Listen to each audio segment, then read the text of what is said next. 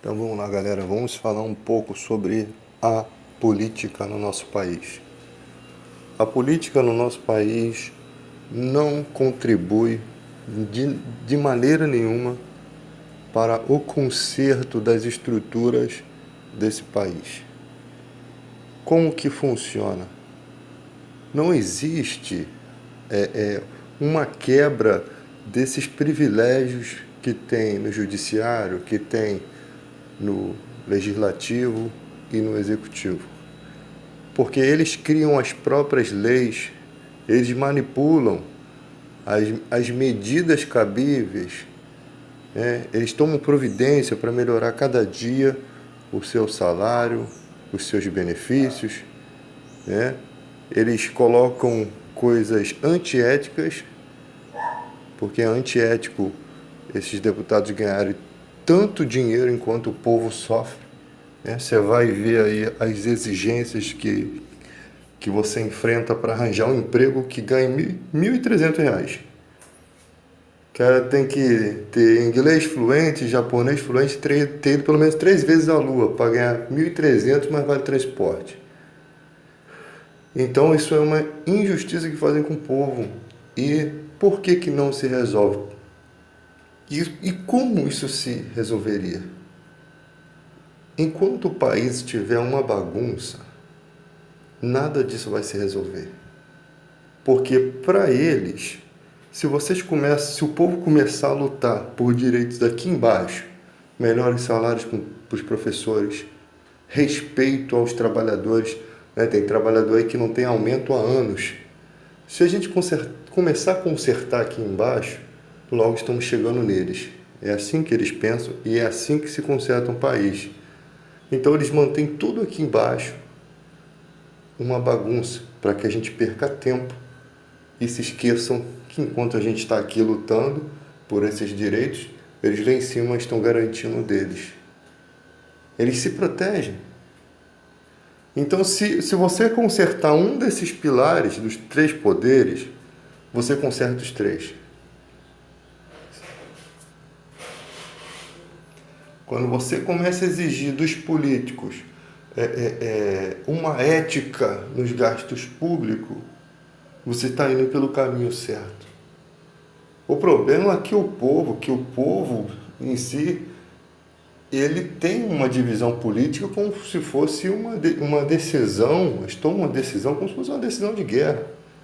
O partido dele, às vezes mais sujo que pau de galinheiro, mas o cara está ali defendendo. O seu antipatriotismo faz com que o seu país seja assim. Nós não devemos apoiar a corrupção, nós não devemos... E quando a gente disser assim, você não é corrupto, não sou corrupto, sou ficha limpa, mas você se beneficia também dos mesmos esquemas que esses caras se beneficiam? Ah, sim, eu me beneficio, porque é direito.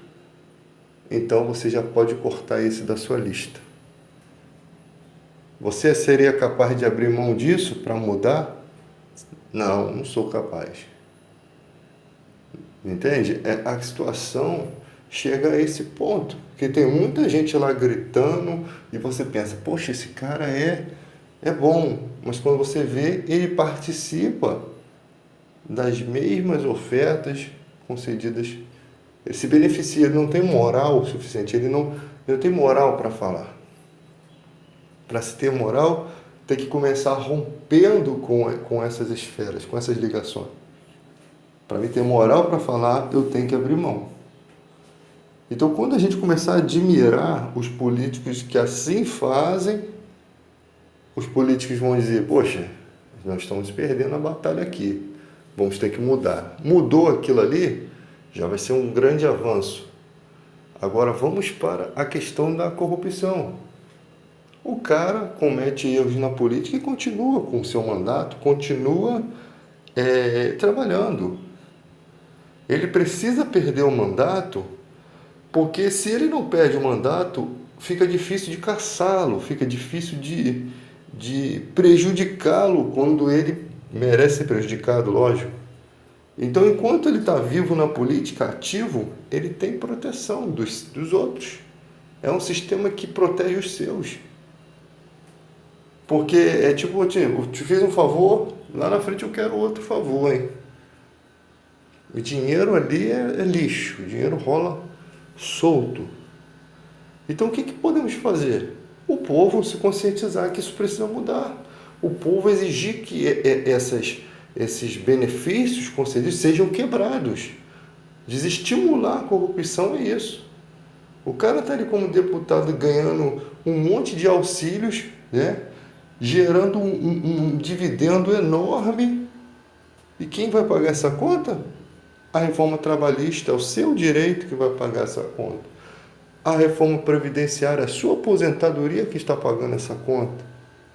Porque eles não pensam, o empresário, quando ele está numa empresa, que ele é dono de uma empresa, ele não vai pensar em cortar o lucro dele.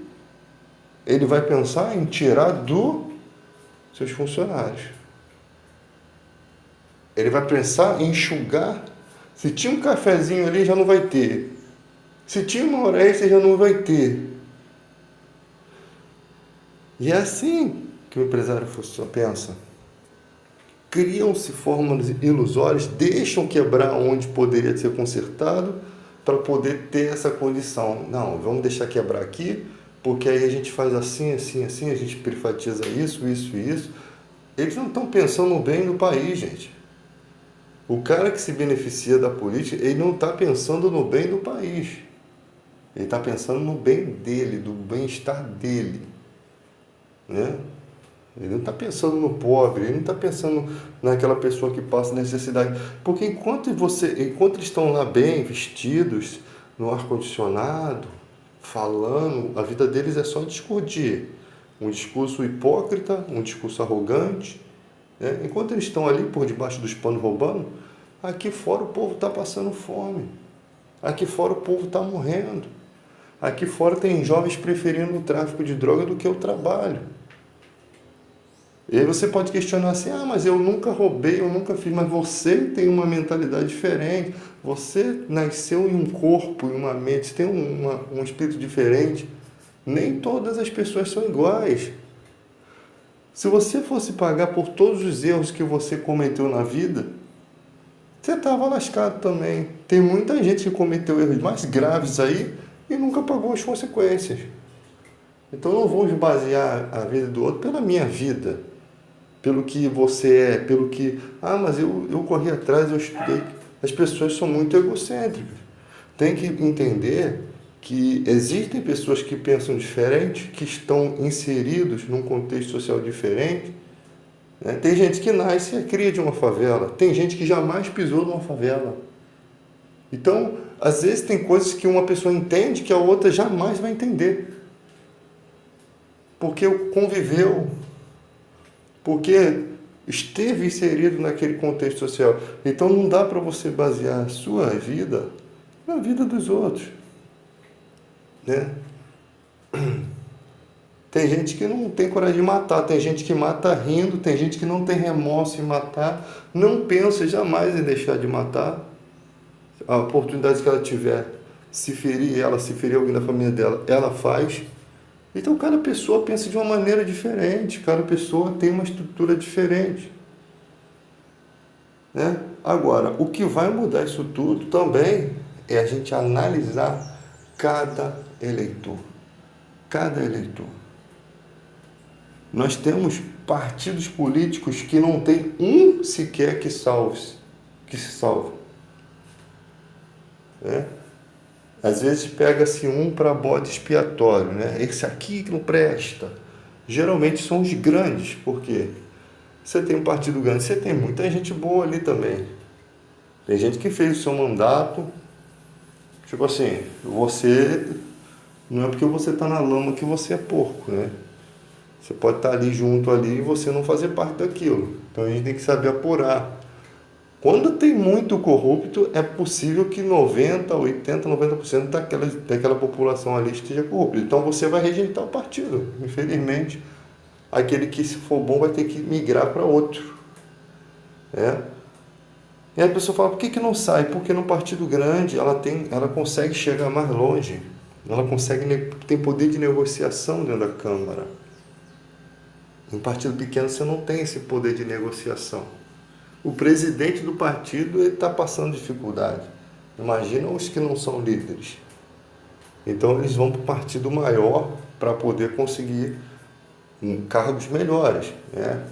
Até aí não tem problema algum, desde que se mantenha a ética. O problema é que está tudo bagunçado e nós estamos pagando a consequência, de toda essa bagunça. Porque aí o cara fala, onde você estava 20 anos atrás? Nós não tínhamos como entender política, nós não tínhamos como saber o que estava acontecendo.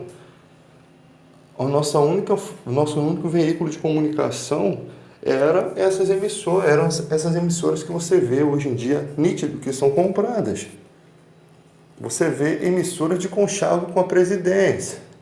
Você vê emissoras de conchavo com gente que não presta. Logo, elas se beneficiam desse status, né? E o que elas fazem pelo povo? Elas não vão noticiar tudo corretamente. Elas vão tentar maquiar para poder ajudar. O presidente liga e dá uma força nisso aí, hein? Estou com esse problema aí, meu. A emissora faz uma fantasia e engana a população toda. E você sabe que a linguagem do povo é diferente da linguagem política. O povo, ele não tem compreensão política, então, às vezes o que você fala para ele é que muita gente acredita, cara. Tipo assim, tem uma massa que consegue ter o poder de avaliar que o que aquele cara tá falando é mentira, é bobeira, e tem uma massa estúpida, completamente sem noção, que não entende nada. Ela só entende a linguagem do vou fazer, vou acontecer, e a pessoa acredita. Sabe? A pessoa, não, isso aí é bom, isso aí. E não abre mão daquilo, mas não sabe, você nem consegue convencê-la do contrário. Você vê há um tempo aí o Dória queria fazer uma ração com o resto de comida de restaurante. Só em você pensar que ele chegou a fazer, né? Aquele biscoito doido lá, aquela ração dura lá, era de resto de comida de restaurante, já é uma vergonha para um país produtor como o nosso. Você pega um avião desse da FAB, se você quiser alimentar o Nordeste, enche de alimento, os caixas lá e leva. Porque se a gente não consegue alimentar o nosso próprio país, que dirá em época de guerra? O que o Brasil está fazendo ajudando em ajuda humanitária internacional se ele não consegue ajudar o próprio país? Não existe interesse de melhorar em certos lugares. Porque se você melhora, você vai ter que levar a Bolsa Família para lá, você vai ter que estruturar aquilo lá, né? O Bolsa Família aqui, a mulher tem 2 filhos, lá tem 7, tem 14 filhos. Então eles não querem, eles querem sempre que aquele povo seja miserável porque é fonte de voto. Qualquer coisinha que você faça ali, né? Abriu-se um poço, jorrou 3 litros de água, já ganhou a eleição. Entende? É assim que funciona. Não há boa vontade. Então quando você vai fazer uma transposição de um rio para chegar a água ali, o que tem de obstáculo? Eles não querem que a água chegue lá. E se chegar, eles vão fazer alguma coisa para ela não ficar. E assim é o nosso país, cara. Uma desgraça nesse quesito. Né? Eles querem um bom trabalhador, saudável. Você vai na entrevista, o cara se posiciona bem, parece que o cara vai trabalhar numa multinacional. Não, é para ganhar R$ 1.300. O salário que mal dá para você viver. Entende? É complicado. Nosso país, e cada dia as ofertas de emprego estão cada vez piores. Mas quando vocês vão perceber isso? Quando o salário chegar a $2, igual na Venezuela?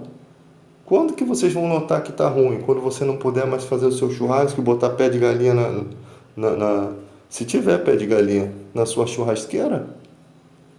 O povo está aqui, não, estou bem. Aí fica postando uma comidinha no Facebook. E quando vier a necessidade, porque você está vendo a coisa, né? Antes da chuva você já sabe que tem nuvem, que a nuvem está carregada, você sabe que vai vir chuva. O povo aqui no Brasil não sabe não. Ele vê a nuvem negra, ele sai sem guarda-chuva. É tipo assim, ele não vê, ele só vê quando está o caos, quando está enchente, quando está todo mundo morrendo. Aí ele consegue entender a linguagem da maldição, né? Olha o que significa aí a palavra corrupção, putrefação. putrefação, coisa podre. Porque a corrupção gera sofrimento. Você chega no hospital hoje, seu filho sofreu um acidente, não tem médico, não tem nada para operar. Sabe por quê?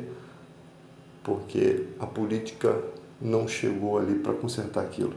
A política está amaldiçoada lá em cima, está podre lá em cima. Então você sofre as consequências, mas só que você só vai pensar nessas consequências quando acontecer alguma coisa na sua vida, ou você vai lutar pelo seu país. Porque o patriotismo é você lutar por algo que muitas vezes nem te afeta tanto.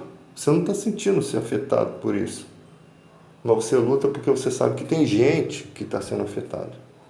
Às vezes a pessoa fala assim, mas na época do PT, ou na época do Bolsonaro, ou na época de não sei quem, eu vivi muito bem, do José Sarney, vivi muito bem.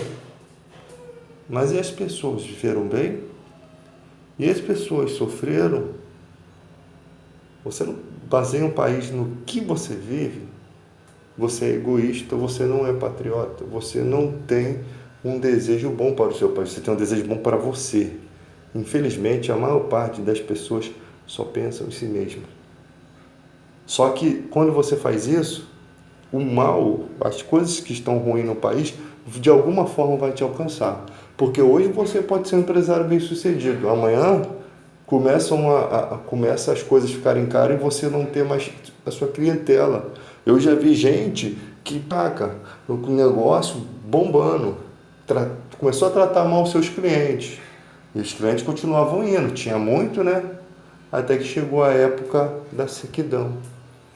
E na época da sequidão, filho, todo mundo sente sede. Até o rei sofre, filho. E aí o que aconteceu? Caiu. Ou seja, há tempos difíceis. Nunca pense que vai ser tudo de bom, tudo bom.